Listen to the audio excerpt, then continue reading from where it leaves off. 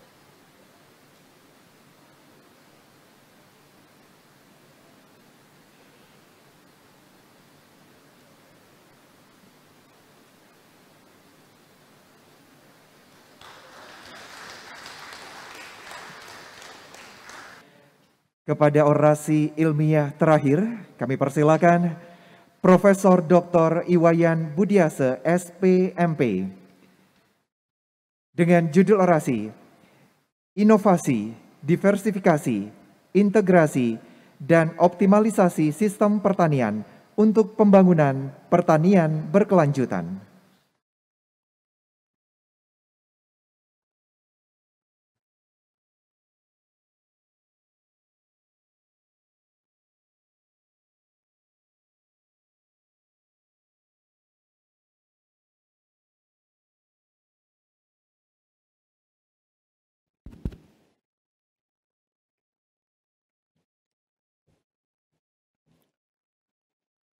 Yang terhormat Rektor Universitas Udayana, Wakil Gubernur Bali, Ketua dan Sekretaris Senat, anggota Senat Universitas Udayana, segenap sivitas akademika Universitas Udayana, para undangan dan hadirin yang saya muliakan. Om Swastiastu. Assalamualaikum warahmatullahi wabarakatuh. Namo Buddhaya, salam sejahtera bagi kita semua. Selamat pagi. Pertama-tama, marilah kita panjatkan puji syukur kehadapan Yang Widiwasa, Tuhan Yang Maha Kuasa, karena atas karunia-Nya pagi ini kita dapat mengikuti rapat senat terbuka dalam rangka pengukuhan guru besar di lingkungan Universitas Udayana.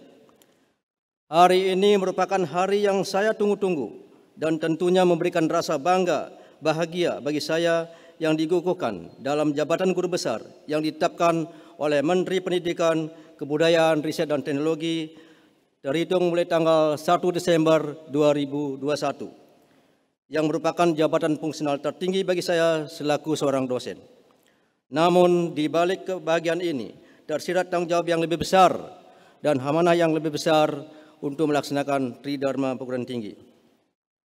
Hadirin yang saya muliakan, dalam acara pengukuhan ini saya akan menyampaikan orasi ilmiah yang berjudul Inovasi, Diversifikasi, Integrasi, dan Optimalisasi Sistem Pertanian untuk Pembangunan Berkelanjutan, yang akan saya uraikan ke dalam beberapa poin. Hadirin yang berbahagia, konsep, kriteria, dan komponen pertanian berkelanjutan. Pertanian berkelanjutan merupakan perluasan sekaligus kritik terhadap revolusi hijau yang dilaksanakan secara konvensional dan hanya terfokus pada peningkatan jumlah produksi pada saat itu dan mengabaikan masalah konservasi sumber daya pertanian dan lingkungan.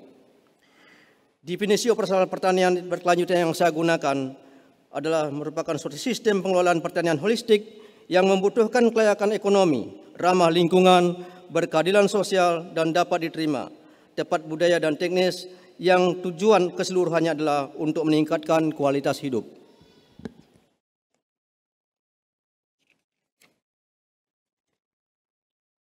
Bapak Ibu yang saya muliakan, konsep, kriteria, dan komponen pertanian berkelanjutan. Bahwa kriteria pertanian berkelanjutan itu memenuhi layak secara ekonomi, ramah lingkungan, berkeadilan sosial dan dapat diterima, cocok secara teknis atau selaras dengan budaya setempat, holistik, mempertimbangkan interaksi aktivitas on-farm, off-farm, dan non-farm. Dan komponen pertanian berkelanjutan adalah sistem pertanam ganda, manajemen lahan dan unsur hara tanah, manajemen irigasi, pengelolaan hama terpadu. Sedapat-dapatnya kita mengintegrasikan keempat komponen tersebut agar sistem pertanian dapat berlanjut. Hadirin yang saya muliakan, diversifikasi dan integrasi pertanian. Model sistem usaha tani berkelanjutan itu ada beberapa. Yang saya rekomendasikan yaitu sistem usaha tani terdiversifikasi, sistem usaha tani organik, sistem agroforestry, sistem usaha tani campuran, sistem agrowisata, dan sistem usaha tani cerdas. Hadirin yang berbahagia, diversifikasi dan integrasi pertanian. Diversifikasi pertanian itu terdiri atas diversifikasi horizontal dan diversifikasi vertikal. Diversifikasi horizontal adalah merupakan sistem pertanian ganda yang bertujuan utama mengantisipasi risiko kegagalan produksi dan fluktuasi harga output. Sedangkan diversifikasi vertikal adalah aktivitas off-farm bertujuan utama untuk memberikan tambahan nilai pada produk primer yang dihasilkan dari kegiatan on-farm. Pertanian organik adalah merupakan sistem manajemen produksi berdasarkan standar produksi dan prosedur sertifikasi yang holistik yang mendorong dan meningkatkan kesehatan agroekosistem termasuk biodiversitas, siklus biologi, dan aktivitas biologi tanah. Usaha tani organik pertama di Bali adalah usaha tani Salak Sibatan 2009 yang dengan sertifikat LSPO 005 IDN 009 pada tahun 2009 yang difasilitasi oleh Dinas Pertanian Tanaman Pangan Provinsi Bali. Dan terkini 3 Januari 2022 dengan sertifikat organik 429 LSO 005 IDN 0122 dengan ruang lingkup kelor dan olahannya, aren, nira kelapa, kelapa pandan wangi, dan vanili yang diproduksi oleh PT Bali Agroinvestama yang merupakan mitra riset saya. Agroforestry merupakan sistem dan teknologi penggunaan lahan secara terencana dengan praktek pengelolaan terbaik dan mengkombinasikan tumbuhan berkayu dengan tanaman pertanian dan atau hewan dan atau ikan dan atau serangga. Sistem usaha tani campuran merupakan sistem produksi yang mengintegrasikan tanaman dan hewan yang merupakan menjadi basis penerapan Simantri atau Sipadu di Bali, dan hingga saat ini terdapat 752 Simantri dengan support dana kurang lebih 1,5 triliun. Agrowisata atau agroekosata merupakan integrasi kegiatan wisata dengan aktivitas pertanian atau agroforestry. Sedangkan smart farming system mengintegrasikan big data, infrastruktur internet, sistem kelembagaan, SDM yang kompeten, regulasi dan dukungan dana pemerintah serta partisipasi petani milenial. Hadirin yang saya banggakan, optimasi sistem pertanian. Scholz menyatakan bahwa petani kecil dan miskin di negara sedang berkembang secara ekonomi rasional dalam alokasi sumber daya pada keadaan ketersediaan sumber daya dan teknologi yang ada. Petani yang berusaha memaksimalkan keuntungan akan menggunakan input variabel sedemikian rupa sehingga tambahan manfaat yang diperoleh sama dengan tambahan biaya yang dikeluarkan. Gambar 5 menunjukkan model produk antara yang diaplikasikan pada model Simantri di Bali. Jadi optimasi tertinggi itu dicapai pada titik C di mana isu kuan bersinggungan dengan isu kos.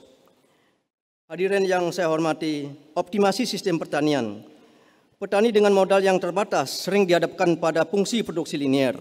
Linear programming merupakan teknik matematis formal yang menyeleksi kombinasi dan tingkat aktivitas dari semua aktivitas yang layak untuk mencapai fungsi tujuan tanpa mengabaikan ketersediaan sumber daya dan kendala lainnya yang ditentukan. Contoh penyelesaian model LP adalah penelitian disertasi saya berjudul Optimization of Groundwater Irrigation Based Farming System Towards Sustainable Agriculture in North Coastal Plain of Bali dengan bantuan software BLP 88 pada salah satu skim project Sejabka. Kebetulan di sini ada salah seorang konsultannya, Prof. Budi Susurse, pada proyek Sejabka.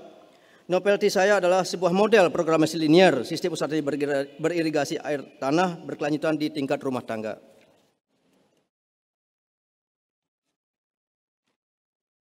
Hadirin yang berbahagia, nilai tambah dan penjaminan mutu produk inovatif pertanian. Tambahan nilai melalui diversifikasi vertikal, yaitu merupakan aktivitas off-farm dengan best manufacturing practices. Contoh penerapannya adalah pada pengolahan daun kelor segar menjadi tepung kelor organik berukuran 500 mes pada PT Bali Agro Investama, merupakan mitra penelitian saya pada skim P2IU 2020-2021. Potensi tepung kelor dari 6,34 hektar usaha tani kelor organik itu menghasilkan 63.400 kg per tahun dengan harga premium 200.000 per kilogram, maka omset bisa mencapai 12,68 miliar per tahun. Harga daun kelor segar Rp6.000 per kilogram dikonversi menjadi 0,2 kg tepung kelor organik 500 mes itu berharga 40.000. Nilai tambahnya sangat tinggi, sekitar lebih dari 50%. Jaminan mutu produk inovatif produk tepung kelor telah memenuhi SNI 6729 tahun 2016, yaitu merupakan sistem pertanian organik melalui P2IU 2020-2021 dengan judul Analisis Ekonomi Proyek Pengembangan Agroforestry Kelor dan Produk Olahan Berbahan Kelor di Bali. Sertifikat organik nomor 429 LSO 005 IDN 0122 dari Lesos itu diterbitkan 3 Januari 2022. Ruang lingkup kelor dan olahannya aren, nira, kelapa panan wangi, dan vanili. Hak merek sudah kami ajukan dengan hak merek Superganik, diregistrasi di Kementerian Hukum dan Hak Asasi Manusia RI. Inovasi produk turunannya lah pai susu kelor, moringa milk pie, coklat kelor, moringa coklat, teh kelor, moringa tea, kapsul kelor, moringa kapsul, dan kopi kelor, moringa kopi. Layak edar sedang kami usulkan pada BPOM dan untuk bisa diterima oleh konsumen maka kami telah mulai lakukan uji organoleptik dan sertifikasi halal oleh Badan Pengelola Jaminan Produk Halal. Ini sedang kami ajukan. Selanjutnya kami akan menyampaikan ucapan terima kasih. Hadirin yang saya muliakan, akhirnya sebelum orasi ini saya akhiri, izinkan saya mengungkapkan beberapa hal berikut. Visi saya sebagai seorang guru besar adalah menjadi pendidik, peneliti, dan pengabdi yang profesional dan mandiri dalam pengembangan, transformasi, dan penyebarluasan iptek ekonomi pertanian, khususnya ekonomi sumber daya alam dan lingkungan, dalam kerangka pengembangan pertanian berkelanjutan.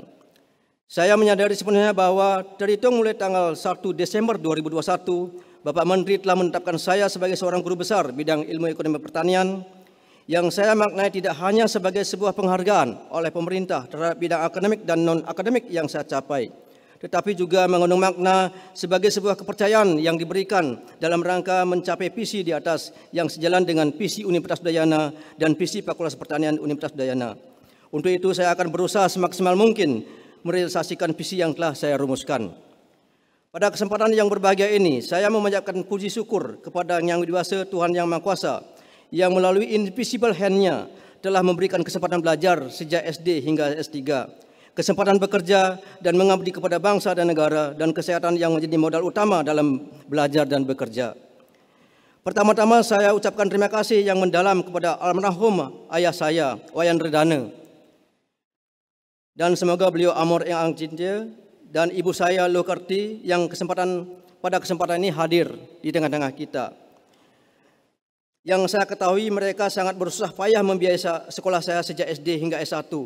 Karena profesi mereka adalah petani kecil. Saya yakin orang tua saya merasa sangat bangga dan berbahagia walaupun dengan latar belakang pendidikan tidak tamat SD. Mereka mampu membiayai saya hingga lulus S1. Bahkan hari ini seorang ibu menyaksikan seorang anaknya dikukuhkan sebagai seorang guru besar. Terima kasih juga kepada Kemendikbud dan Universitas Udayana yang telah memfasilitasi saya dengan beasiswa tunjangan ikatan dinas, hingga saya berhasil menyelesaikan program S1 di Fakultas Pertanian Universitas Udayana. Dan berkat beasiswa itulah saya berkesempatan mengabdi sebagai dosen di Universitas Udayana TMT 1 Maret 94. Saya meyakini tanpa beasiswa itu mungkin saya menjalani profesi lainnya. Terima kasih pula saya sampaikan kepada Direktur CRK dan Deputi Direktur CRK yaitu Dr. Sukartawi almarhum dan Dr. Joko Suprapto almarhum yang telah memfasilitasi beasiswa CRK selama sekolah S2 dan S3 di Universitas Gadjah Mada. Hingga saya berhasil memperoleh gelar doktor sebagai salah satu syarat pengusulan jabatan guru besar saya. Terima kasih sedalam-dalamnya saya sampaikan kepada para guru yang telah menurunkan ilmunya selama saya di bangku SD hingga S3, terutama kepada Iwayan Tekan, guru SMP Negeri 1 Busung Biu, sebagai motivator saya di bangku SMP. Beliaulah yang mengantarkan saya untuk mulai ilmu pengetahuan. Kepada Profesor Dr. Insinyur Wayan Windy SU dan Dr. Insinyur Niwayan Putuartini MP sebagai pembimbing skripsi saya, Dr. Insinyur Slamet Hartono MSc almarhum dan Dr. Insinyur Muhammad Maksum MSc sebagai pembimbing tesis, dan Profesor Dr. Insinyur Sriwidodo MSc, Dr. Insinyur Slamet Hartono MSc almarhum dan Profesor Dr. Insinyur Irham MSc sebagai tim promotor. Terima kasih yang mendalam juga saya sampaikan kepada Profesor Dr. Iwayan Bawo MS almarhum, Bapak Nengah Ridang dan keluarga, Saudara Dr. I Gusti Ngurah Alit Susanto Wirya SP MAGR, dan Ibu Made Asdarini, beliau sebelumnya SN di Dikti, yang semuanya merupakan invisible hand bagi saya, yang telah membantu ketika berkas usulan pengangkatan XTD saya tidak lengkap. Di berkas usulan saya mengalami kehilangan pas foto dalam berkas usulan. Tanpa tangan-tangan mereka mustahil saya berdiri di sini saat ini. Selanjutnya saya mengucapkan terima kasih yang tak terhingga kepada yang terhormat Rektor Universitas Udayana, Senat Universitas Udayana, Dekan Fakultas Pertanian Universitas Udayana, Senat Fakultas Pertanian Universitas Udayana, TPJAD Pusat, TPJAD Universitas Udayana, Profesor Dr. Insinyur Gusti Ngurah Santosa MS, dan Insinyur Cokorda Alit Samarjaya MS, anggota TPJAD yang telah memberikan pelayanan di tingkat fakultas, dan para reviewer karya ilmiah saya, yaitu Profesor Dr. Insinyur Endang Siti Rahayu MS WNS, Profesor Insinyur I Gusti Agung Ayu Amarwati MSc PhD, Profesor Dr. Insinyur Dwi Putra Darmawan, Profesor Dr. Insinyur Wayan Windy SU yang sangat mendorong dan mendukung usulan guru besar saya. Keberadaan USDI sangat bermanfaat dan membantu dalam proses penyusunan usulan. Untuk itu kepada Ketua USDI dan tim saya ucapkan terima kasih. Teman-teman di SDM Universitas Udayana sangat informatif dan koordinatif. Untuk itu saya ucapkan terima kasih.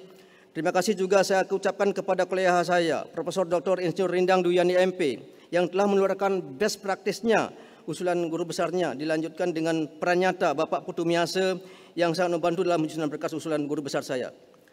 Yang paling tidak mampu saya lupakan adalah peran keluarga, Luratmini SE, istri tercinta saya, dan putra-putra saya yaitu Gede Restu Darmawan, Made Jauhari, Komang Bayu Sentano, yang selalu saya libatkan dalam suka maupun duka dalam mengarungi kehidupan kami, termasuk dalam upaya penyelesaian studi S3 dan pemenuhan persyaratan usulan guru besar saya. Mereka sering saya tinggalkan di rumah selama saya sedang melakukan riset, seminar, training, atau workshop di luar daerah ataupun di luar negeri. Untuk itu saya mengucapkan terima kasih yang tidak terhingga karena ketabahan, keikhlasan, dan dukungan moral dan material hingga tercapai kondisi saat ini. Terima kasih secara khusus saya sampaikan kepada Profesor Dr. Insinyur Gede Pitani MSc, Empu Jaya Brahmananda, Profesor Dr. Insinyur Diwung Rasa Prapte, Prof. Budi Indra Setiawan, Prof. Dr. Imade Sudana, Prof. Nyaman Rai, Prof. Sugiro Watanabe, Prof. Jumpe Gobota, Hisai Kato, Kenichi Nakagamir Sumikan University, Tasuku Kato, Fumi Okura, Prof. Natalia Sigolkova, Rusia, dan Bapak Ketut Kartika Tanjana, Mitra Riset pada PT Bali Agro Investama. Karena peran mereka lah saya dapat berrelasi dan berinteraksi di level nasional dan internasional. Terima kasih juga saya sampaikan kepada kolega saya di Prodi S1 Agribisnis, Prodi S2 Agribisnis, Prodi S3 Ilmu Pertanian, Fakultas Pertanian Universitas Udayana, ISAS, Perhepi, ASDI, ABMI, HAK KTI, alumni Fakultas Pertanian, alumni Semansa 88 Singaraja, dan semua kolega saya di media sosial yang tidak bisa saya sebutkan satu persatu atas dukungannya. Akhirnya, Om, Santi, Santi, Santi Om. Waalaikumsalam warahmatullahi wabarakatuh. Namo Buddhaya. Salam sejahtera bagi kita semua.